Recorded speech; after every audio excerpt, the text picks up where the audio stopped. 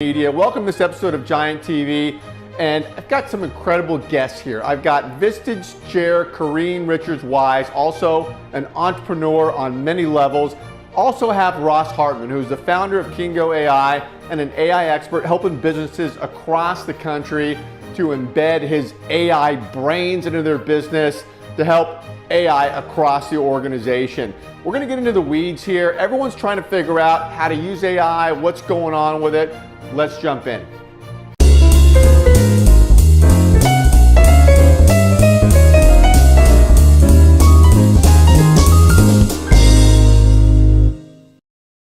Hi, everybody. Thanks for jumping on Giant TV. My name is Paul Hitchcock, the founder and president of Giant Jaxx Media. We help others to grow and nurture their business. Fired up for my two guests today. I have Karene Richards-Wise, who is a Vistage Chair entrepreneur doing a lot of things. Welcome, Karene. Thank you. Thank you. Thank you for having me. Absolutely. I've got Ross Hartmann, who's the founder of Kiingo AI, a Vistage speaker, and has his thumb on the pulse of what's going on in AI, which we all know is a hot topic. Everybody's trying to figure it out. I want to jump into this. And Karene, I want to start with you. Tell us a bit about the practice you're building and what you're focused on. Yes, so I'm building a platinum level Vistage practice here in the Washington, D.C. area. For the first time, I plan on hosting all meetings in D.C. itself, as opposed to being in the suburbs. I'm seeing there's a lot of appetite for CEOs that like to go to meetings in D.C. as opposed to heading all the way to Maryland and Virginia. We're looking to build out the practice with CEOs across multiple industries. And so far, we're seeing a lot of folks on the Hill, a lot of physicians, a lot of government contractors, and that kind of a thing. But even within those areas, no one will be actual direct competitors. And so we're excited. We're seeing a lot of younger CEOs as well. So that part is super interesting.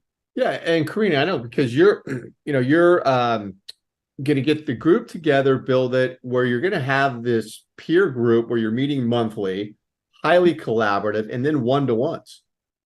Absolutely, and we are so proud of the issue processing that we've been doing in our current meetings. Using the Vistage hourglass model to really help CEOs make really good decisions on actual CEO decisions. We're not talking about small decisions here that have low impact. We're talking about decisions that CEOs need to really be thinking about. So yeah, we're excited about that. Yeah, which is awesome. Because that issue processing exercise is great. I've learned a lot about it from you, and people bring real issues to the table. They've got to put the guard down, bring them to the table, and good or bad issues, and then it's highly collaborative. Everybody's helping each other out, which just seems insanely results driven to me. Absolutely. Yeah, and you're an entrepreneur too. You're running your own very successful fitness business, which is great. So you're in the seat yourself with a lot of experience. And that's what made the group particularly interesting, because I'm a CEO just like the rest of the folks in the group. So I lead a company called Fit Hidden Figure, where we transform physiques in a matter of weeks. And so we got that health and fitness piece locked. So when a CEO comes to talk to us, from a business point of view, we make sure that their health and fitness is also in a good place. A lot of times, when you think of a company like Vistage, we help CEOs, but real people show up with real problems. Oh, definitely. In multiple areas of their lives. So we're looking to help to grow the CEO. And you see the organization, the revenue will come at a level of growth of the CEO. So we're focused on growth in all aspects of their lives, because, revenue will come along with it. Yep. Yeah. It's interesting because I was educated by the Jesuits, whose philosophy is sound mind and sound body. And so you got to have both. They complement each other. Absolutely. Ross, let's jump into this AI we're talking about. What do we need to know about AI? So the thing that I always tell people is that it can do far more than what you think. So it really does depend on the level of comfort you have with it, or the level that you've been exposed to it. So if you've just used ChatGPT or the free version, you might have seen that it can write poems or it can write songs, but it does so much more than that. And I think that is really the first thing you need to understand, is that it can be used as, let's say, a customer support bot, or it can be used for training bots. It can be used for extracting information from your data or creating reports. It can connect into your CRM or your ERP, or it can connect into your financial system and start extrapolating data. So I can keep going on and on about the things that it can do, but I just like to put this in people's minds that you really have to rethink what you know about past AI, because the past AI has been this machine learning approach where you really have to bring in a data scientist, you have to bring in a machine learning engineer, and you have to have them look at all your data and put together these specific models.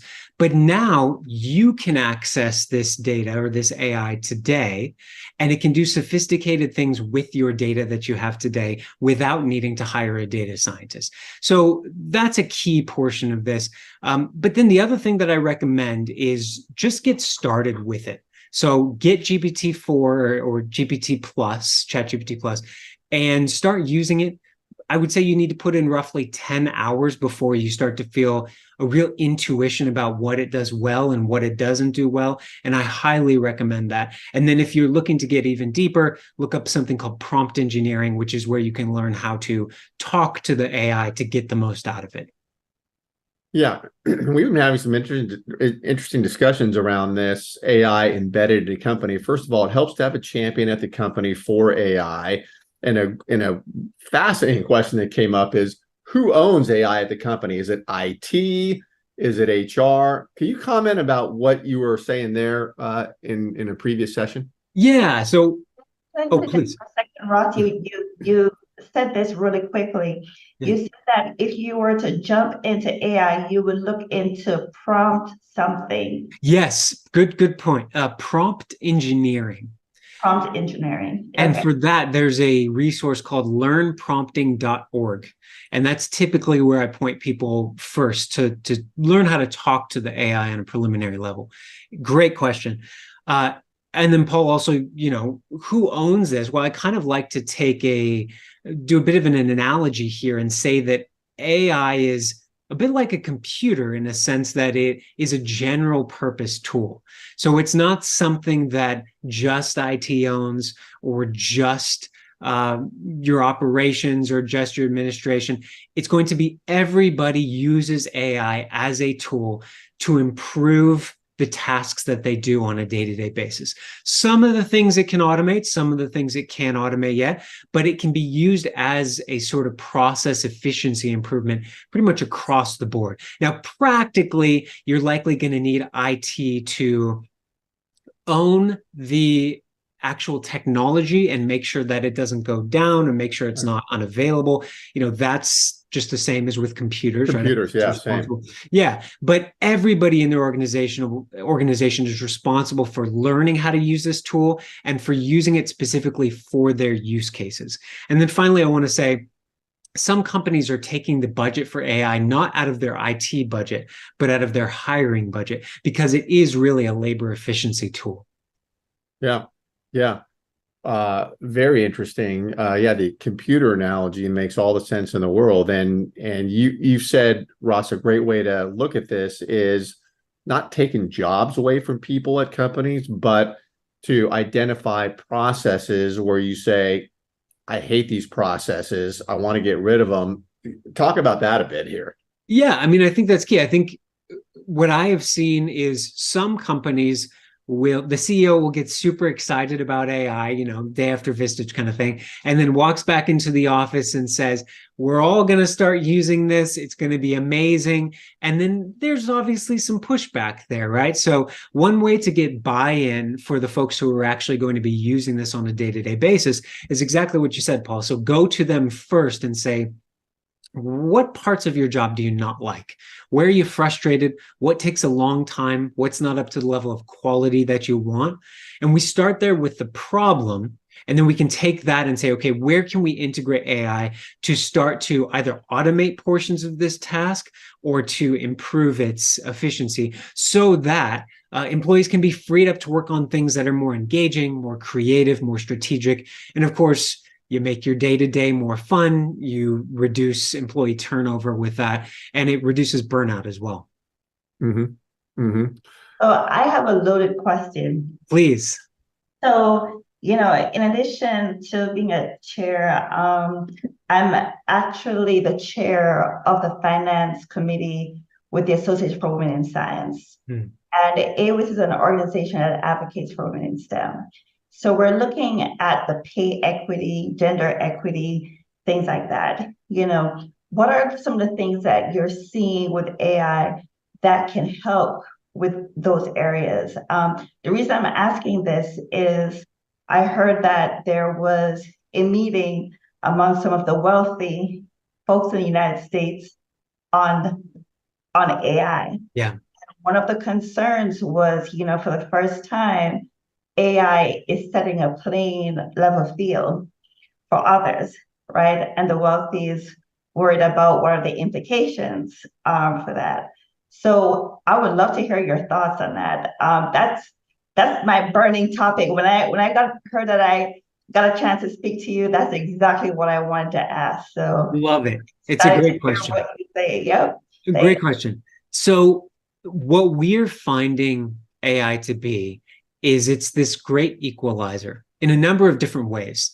So one thing is that it now gives people access to information that wasn't previously easy to get. So, you can think about this from an educational standpoint. Maybe in areas that don't have as much money, they can't get personalized tutors, right? Or they don't have access to those resources to be able to get that real one-on-one teaching resources. Well, now AI, if you look up, so if you're familiar with Khan Academy, they kind of do personalized education.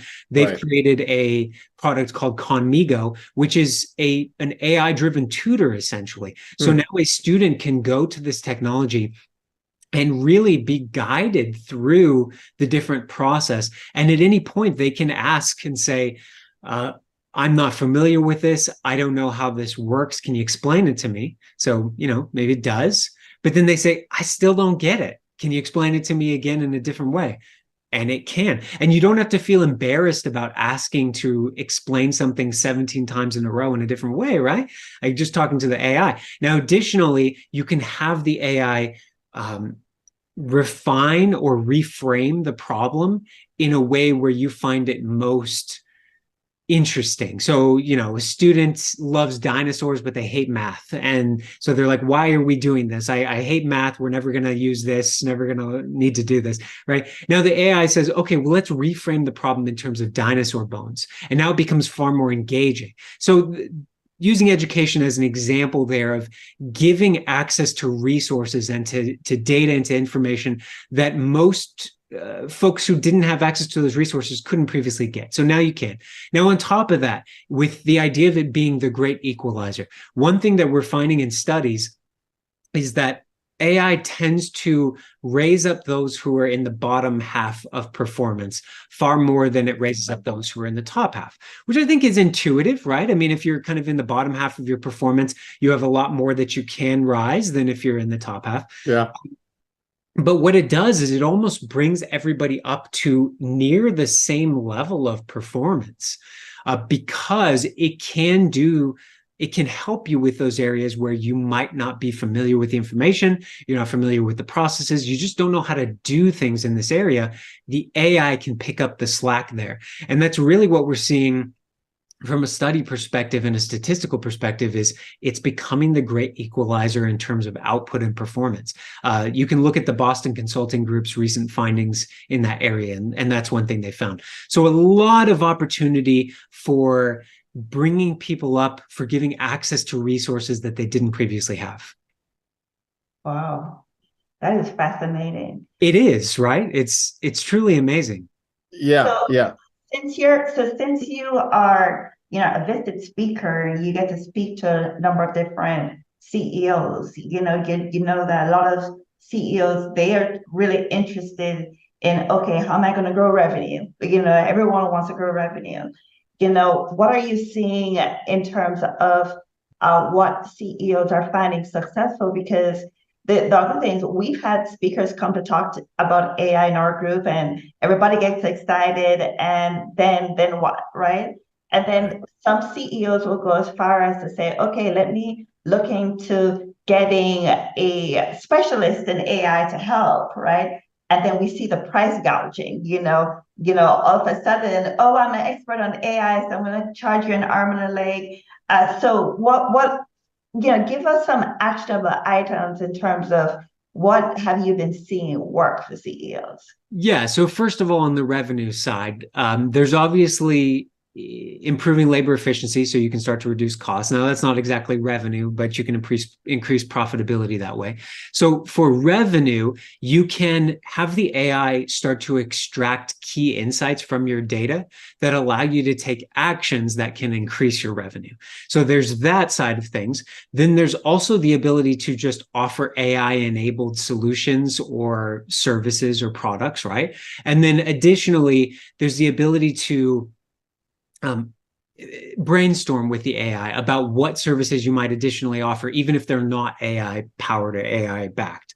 And then to improve your processes, improve your revenue generating opportunities. So in very much a brainstorming sort of way, you can do that, and you can have it extract actionable insights. Now, to your second point, how do we actually get started with this technology, right? That is key.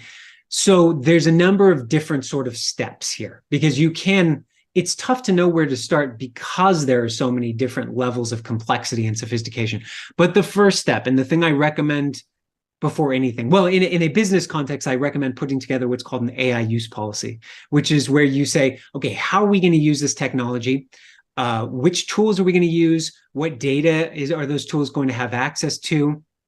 Sort of which employees can use those tools, where will the data be stored, what's our agreement on whether they can train on our data, right? So that's your AI use policy. After you've put that in place, you just start using GPT-4. So OpenAI's plus version of ChatGPT, use GPT-4. The Boston Consulting Group statistic came out. Folks were finishing tasks, 12.2% more tasks, 25.1% more quickly at a 40% higher quality result. And that is just using GPT-4.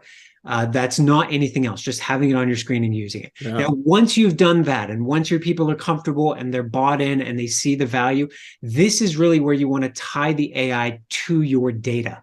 So when you tie the AI to your data, this is really where you can start to get the true value, because now you can retrieve information far more quickly. There's a stat that it takes on average 2.5 hours per day for the average knowledge worker to find information. They're just finding information 2.5 hours a day. So if you can bring that down to minutes through AI, and then additionally, the AI can extract insights from your data. And then additionally, you can start to get into workflow automation. So that's really where it gets to that next level of sophistication and competitive advantage through AI. That's where you deploy your company's AI brain. That's what our company does, Kiingo AI. So we help companies tie AI to their data. Understood. And that's a very important piece because, even in my own business with health and fitness, we have multiple apps we have going. We got MyFitnessPal, we have our own internal apps, that type of thing. And we have a coach that goes into each one of these apps to create reports. We tried going to ChatGPT to figure out how to integrate it. And that's the thing, you need someone in there to integrate all these systems together so that you can leverage AI. So I think you hit on a really important piece that I didn't really think about is you need that person connecting all of these, because every company have tons of software, right? And for anything to work, you need to have all the softwares speak to each other and have some type of connection. So yeah. And is that what you do, Ross? Is that what your company does? Yes, that's exactly it. So we call it a company brain, essentially, but it's where we tie AI to your data, your ERP, CRM, financial system, document store, and that really unlocks new opportunities. Oh, Very interesting. Yeah, and I can give an example because Ross and I are working on a project together for a business, and we're launching a new business, and I'm like, okay, Ross, I need your help, and what we're doing is it's the messaging that needs to go out about the new business, and then people coming back, going to a site. There's a form they fill out, which then, if they do fill it out, questionnaire generates a proposal. Proposal goes back to them, identifies the team. We use specific apps within the firm to do all these things, and it's complicated. So Ross came in and is putting together a whole foundation for us and how to tie all those pieces together and make it happen. Have a live chat bot, which they've come a long way. Have it on the site. So, anyways, as an example, we're tying all that together now. I think it speaks to your point, Karene.